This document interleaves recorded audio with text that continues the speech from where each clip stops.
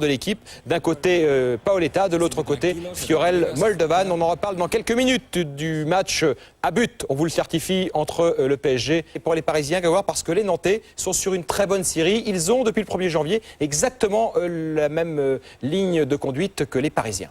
Et les Nantais qui vont bien, c'est vrai Stéphane, et les Parisiens sans Gabi Heinze ce soir. Il a eu la douleur de perdre son papa cette semaine en Argentine. Il est reparti dans son pays, Gabi Heinze, et sans lui, le Paris Saint-Germain cette saison, à 3 reprises, n'a jamais gagné en Ligue 1.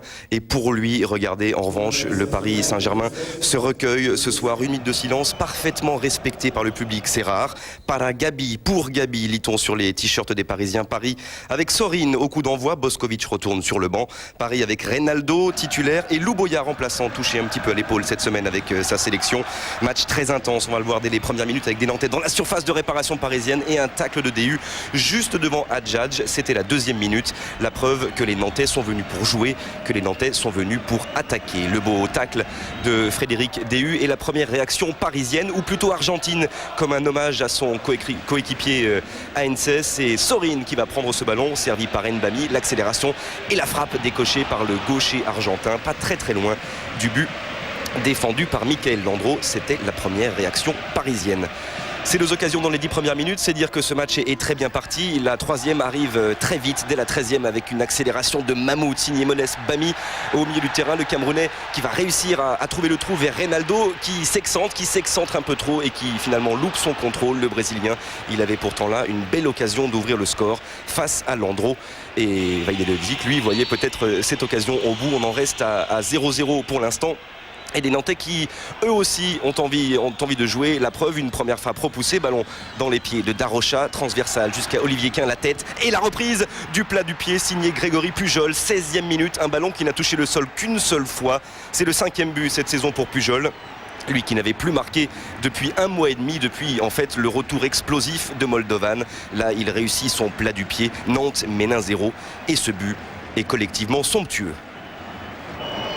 Paris, bien sûr, va réagir. 25e minute, c'est Boskovic qui rentre et qui remplace Talal El Karkouri. Réaction tactique de la part de Vahid Halilhodžić, qui s'explique d'ailleurs sur son choix auprès de son international marocain. Et on va rapidement retrouver justement Branko Boskovic pour un coup franc dévié par la tête d'Armand et qui termine sa course dans le filet de Michael Landreau. Un but contre son camp du défenseur Sylvain Armand à la 33e minute. Ça fait un partout. C'est le 3e Nantais cette saison qui marque contre son camp après Yepes et Delomo. Et pour Paris, idem. C'est le 3e but parisien inscrit par un adversaire après Dieuze et Tavlaridis. Un partout donc à la pause, même si les dernières minutes de cette première période seront plutôt à l'avantage des Canaries. On continue à discuter sur le banc entre Benachour et Louboya qui attend toujours éventuellement de rentrer. Pas de changement à l'entame de la seconde période et un PSG qui repart très fort, beaucoup plus présent dans les duels. Et un homme s'écroule à l'extérieur sans doute, on va le revoir au ralenti dans quelques secondes, légèrement à l'extérieur de la surface de réparation. C'est Reynaldo qui s'écroule et Monsieur Lannoy qui indique le petit point blanc. On revoit le contact, c'est vrai, au départ à l'extérieur. Reynaldo qui tombe dans la surface, pénalty néanmoins. Paoletta face à Landreau. Et le gardien nantais qui choisit le bon côté. On se souvient des duels Landreau-Ronaldinho la saison passée. Paoletta avait déjà manqué cette saison un pénalty face à Bordeaux. En revanche, c'est le premier pénalty capté par Landreau après 31 journées. Toujours un partout. Et le PSG qui va vraiment accélérer dans cette seconde période. La preuve, regardez ce ballon récupéré par Bernard Mendy. Il regarde devant lui, il continue à monter. C'est vrai qu'il y a de plus en plus d'espace sur cette pelouse du Parc des Princes, plus les minutes passent. Il a trouvé côté droit Fabrice Fiorez. Accélération de Fiorez, un petit coup d'œil vers Mendy dans la surface de réparation. Frappe de Bernard Mendy, pas si loin finalement du montant droit de Michael Landreau. Ça va vite côté parisien. Et cette équipe emmenée par Bernard Mendy, là sur cette action, ressemble de plus en plus à un rouleau compresseur dans cette seconde période. Ballon dans les pieds de Sorin. Un petit extérieur du pied pour la tête là-bas de Boskovic. Paoletta qui a le temps d'armer et une drôle de parade, image étonnante cette parade de Michael Landreau face à la frappe de Paoletta. Il en souffle de bonheur Michael Landreau. On va le revoir au ralenti, frappe puissante de Paoletta repoussée par la figure de Michael Landreau qui est un petit peu trompé par le rebond, mais qui oppose sa face à la frappe de Paoletta.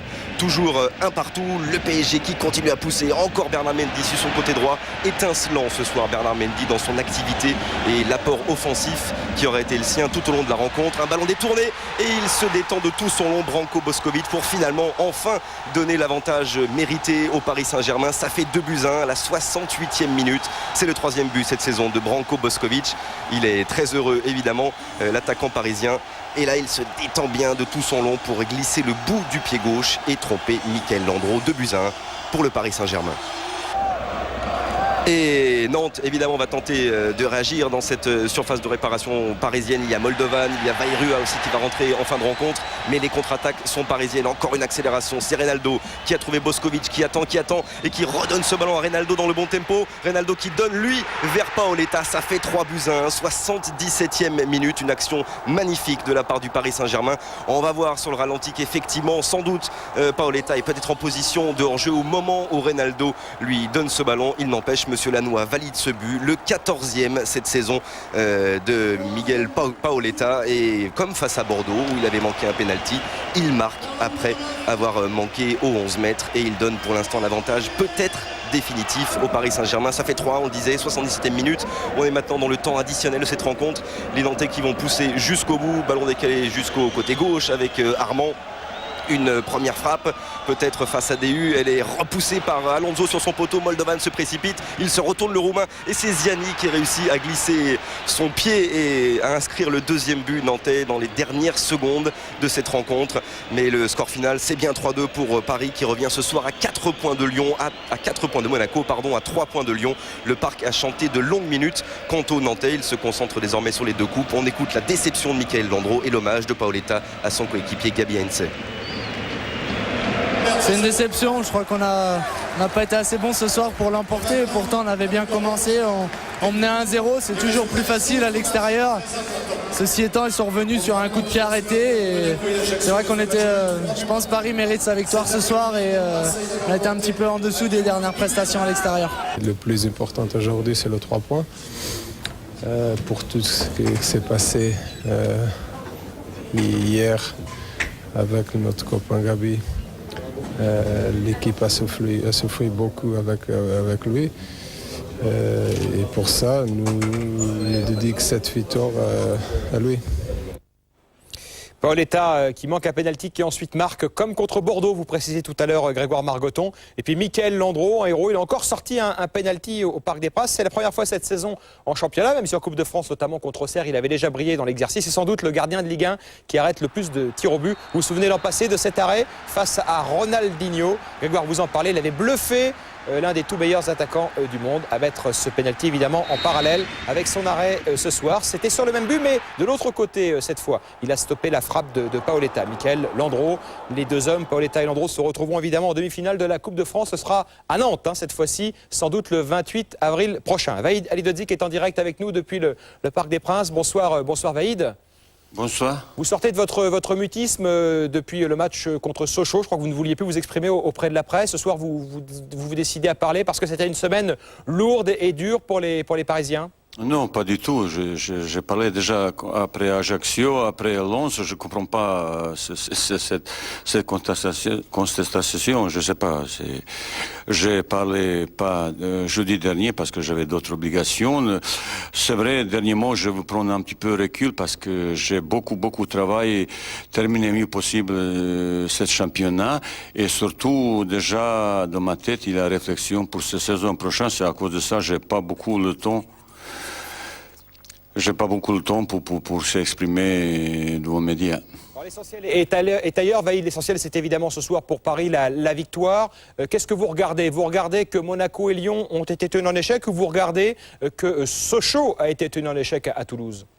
D'abord, je veux souligner que ça a été pas facile de préparer ce match ce soir. Dans la semaine, il me manquait 8 joueurs qui ont été partis pour jouer le match pour leur propre équipe nationale. Après la tragédie pour le Gabi Heinze, on était tous touchés.